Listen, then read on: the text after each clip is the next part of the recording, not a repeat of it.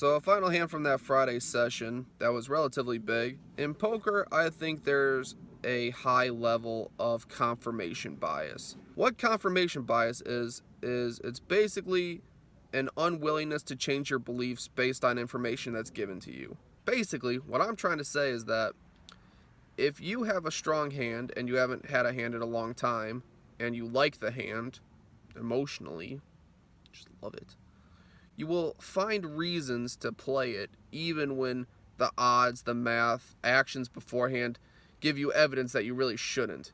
You will just pick apart all the pieces that give you the answer you want, that you should play it, and you'll ignore the actual evidence that says that, no, this is a bad idea, it won't work. And I think that confirmation bias is especially applicable to pocket kings. When you play pocket kings and you raise, and that one guy at the other side of the table who's played 4 hands in 5 hours re-raises you, somehow we all just keep telling ourselves he could have queens or ace king, even though he's never even, he limped with ace king one time in those 4 hands. But somehow we will tell ourselves that we could be good. We are not. That's confirmation bias. Throw those kings away. And that correlates, gonna talk about. I have pocket kings. A button straddle. There are 3 limpers to me and I have pocket kings. 2 black kings. Beautiful. I make it $70 trying to price out all the nonsense. Well, the button actually does a lot of counting with his fingers and stuff, literally, and takes about 15 seconds, then calls. Everyone else folds. So, heads up, out of position. The flop is 7-4 deuce, 2 clubs. That's a pretty good flop for kings. For once, an ace doesn't hit. So, pretty standard, easy bet. I bet $100 in a standard 2-5 game against a strong opponent like this player. I think that they're going to continue with a lot of just 2 overcards, even, ace something of clubs. There are a lot of just hands that they'll just continue and try to outplay you on later streets. So, easy, just bet. All that nonsense going to stay in, and we'll see what happens. The turn is a 7 of clubs. Not a great card, because all the ace X of clubs now has a flush, and if for some reason he was just calling with 7-8 suited and, flops top pair, doesn't want to fold, now he's got trips. So it's a pretty bad card, but I do have the king of clubs. I do have flush outs if somehow I'm beat and a flush is good. Like if he had 7-8 of hearts, I can flush on him. So I bet $200 and he thinks about it for a little bit and then calls. Well, the turn is the 5 of spades. Pretty bad card. I mean,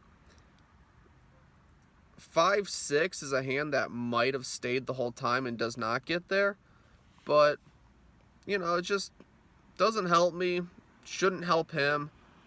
It's a bad card because if I'm behind, I'm still behind it. If I'm ahead, very easy to bluff on that board. So I check it to him and he kind of laughs and bets 200, and here's where confirmation bias comes in. What hands did we say we could beat?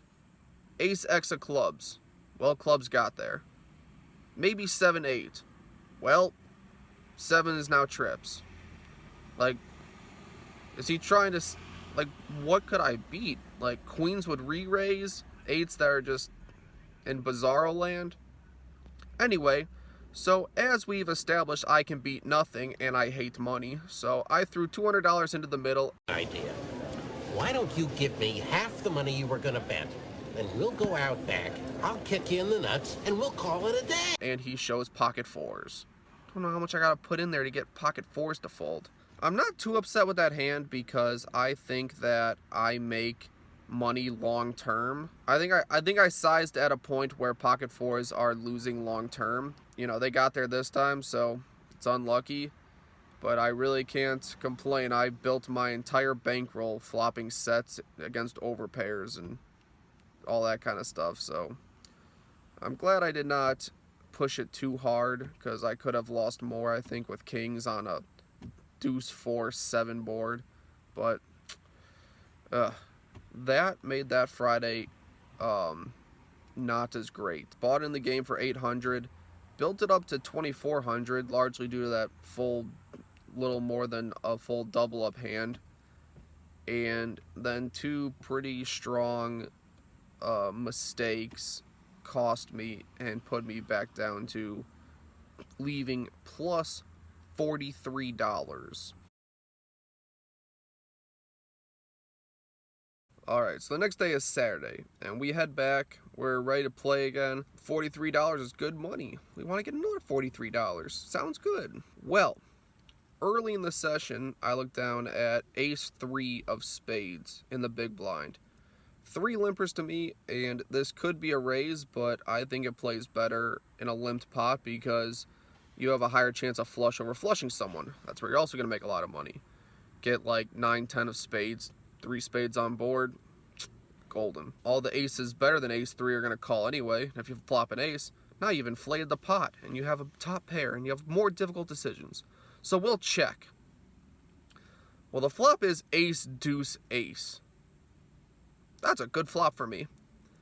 And I check because, you know, same thing. If someone has an ace, they're going to call. Got to control it a little bit. Well, it checks around. And the turn is an ace. That is 4 aces. So that was fantastic. It's checked to me, and I quickly announce all in with the goal of getting everyone to fold. And that does happen. Everyone kind of laughs and folds. Now, I do that because the Orange City Poker Room had a promotion at the time, which was a $1,000 high hand. Highest hand in the room gets $1,000, but both cards have to play. So, when you have ace 3, you cannot check and let that pesky 7 hit the turn, because now you have 4 aces with a 7, and your 3 doesn't play. So, gotta go all in there, get everyone out, get on the board, and hope it pans out. And boy, when you were on that board, it's like time's going backwards just every second. And under your chairs, nothing! And by that tree where that dog is, nothing.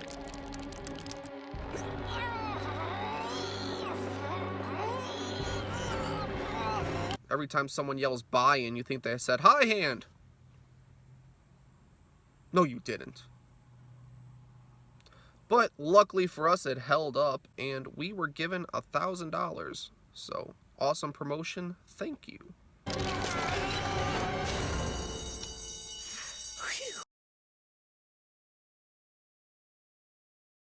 Next interesting hand, I have pocket aces. There are 4 limpers to me, and I make a 35. 3 people call, and we're going 4 ways to a flop, which comes queen, jack, 6, 2 diamonds. When it's checked to me, no reason not to continue. I bet $100. Just targeting all the 1 pair type hands, pocket pairs, things like that. 1 player calls, and the turn is the 8 of diamonds. Not the greatest card in the world because, you know, 9-10 got there. But we have the ace of diamonds, so we get to redraw to the nuts. So we bet about $150, and he quickly shoves all in for $340. Not really too much decision here. Should always just be a call because, again, I'm drawing to the nuts. I think sometimes I'm versing queen jack. You know, I'm not doing that bad about it because I got the counterfeit outs with the 6 and the 8. You know, we're gonna call. Hope to see a diamond. Hope to see an ace. You know, hope to see a pair. So we call. Well, the turn is none of that. It's a complete brick. And he gives me one of these. I'm just like, what? You shoved all in, man. I want to see your cards. Like, no, you have to show. And he eventually shows king 10 of diamonds. So that, in my opinion, was pretty poor etiquette. Trying to see my cards first when you have the second nuts. Because obviously if I called you with ace whatever of diamonds, I'm just going to call and then show it immediately because I have the nuts. So the fact that I didn't do that, you should pretty much know you're good and just show your cards and be respectful and move on. But, you know, he can play however he wants because it's doing better than me. So for the final hand, I have pocket aces. Didn't work last time. They're going to work this time. So with 5 limpers to me, I make it $45. And 3 people call, late position and an early position player. So the flop comes King 7-7 all offsuit. Pretty easy bet here. I think Ace King or any King's gonna pay me a lot. So I bet $80. Size down, or it's a very all or nothing board. They have all of it, they have none of it. And I think a King's gonna stay, for 80 bucks. I think that there's no drawing hands, there's no flush draw. So I think other hands are just gonna straight fold. Well, the late position player calls, and he's one of the weaker players at the table that I've seen. So I'm really at this point thinking that he has like a king, queen, king, jack type hand, and I can get nearly max value out of him. So, it's good when a weak player decides to call your 45 king high 7-7 board. Sounds good. So the turn is the 9 of diamonds. Gonna bet again, but I'm not gonna try to bet too big. I want him to stay in. I bet 150, and he thinks for about a minute or so before going all in. And I nearly instant fold.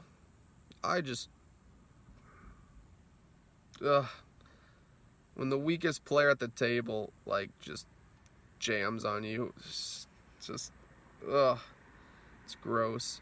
At the time, the 150, I was like, oh, please have king 9, and then he jams, and I'm like, man, you got pocket kings, didn't even re-raise me, I didn't even think he had pocket kings. I just thought he had a crap 7, ace 7 suited. It's just, I just nearly instant fold aces. I think I fold them face up, and he shows 5-7 offsuit.